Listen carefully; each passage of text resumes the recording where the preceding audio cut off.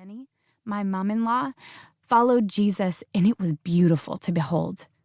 In our padded, materialistic, overstimulated Western society, Christianity has become more of a rote religion, a list of things we should and shouldn't do, devoid of a relationship with the one who loves you the most, than a passionate relationship with the loving God manifest by internal and cultural transformation.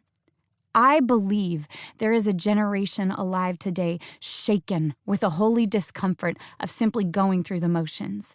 In response, they're crying out to know what following in the ways of Jesus really means for our everyday lives. I believe many are willing to fit the bill.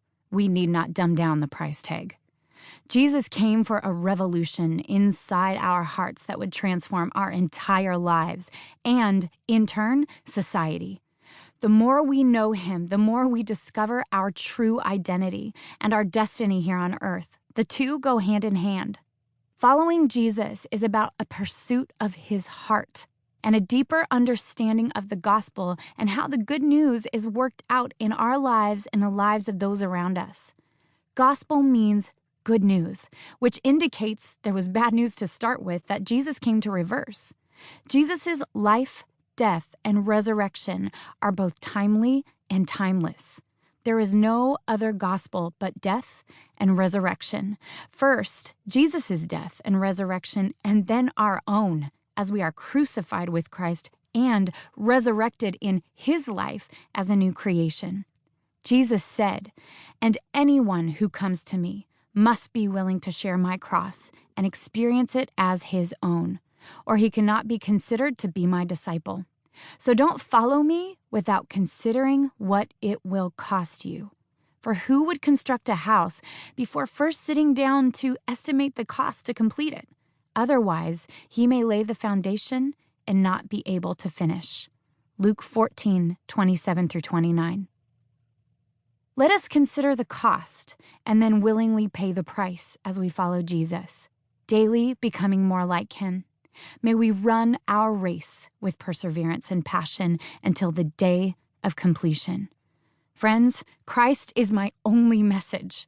It is my passion to ignite and awaken hearts all around the world to his goodness and love. My hope is that you will stop settling and welcome the discomfort of what it looks like to truly follow Jesus on a daily basis, allowing the wise teacher to sculpt you until you breathe your last breath. My prayer is that you will step out of the shallows and into the deep with him. Colossians 1:28-29 is a life verse for me. Christ is our message. We preach to awaken hearts and bring every person into the full understanding of truth. It has become my inspiration and passion in ministry to labor with a tireless intensity, with his power flowing through me to present every believer the revelation of being his perfect one in Jesus Christ.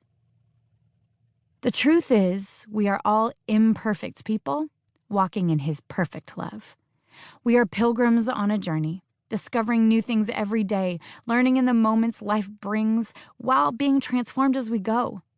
With that premise, I humbly present to you in the chapters of this book a snippet of the personal revelation I have attempted to walk in during my 20 years of following Jesus. We'll touch on entertainment culture, salvation, and the profound invitation to follow Jesus, who embodies the way, the truth, and the life we are to live. We'll look at the reality of living out the Sermon on the Mount, what true love really is, the identity crisis we face, and our misplaced worship in today's society. We'll talk about God's healing and transformation taking place in community, not isolation, while holding in tension the need for purposeful solitude in a world that's overstimulating and on demand. We'll talk about discipleship, a long obedience in the same direction over a lifetime. We'll discuss the Western cultural captivity of the church and whether we're posting a life mantra on social media or actually living it out in our daily lives. And of course, we'll talk about others. We're free to set others free. We are reconciled reconcilers. This is not a self-help gospel. It is good news for all. As you listen to these chapters, may you dig deep, weigh every word and bring them before God. Agree or disagree, but whatever you do,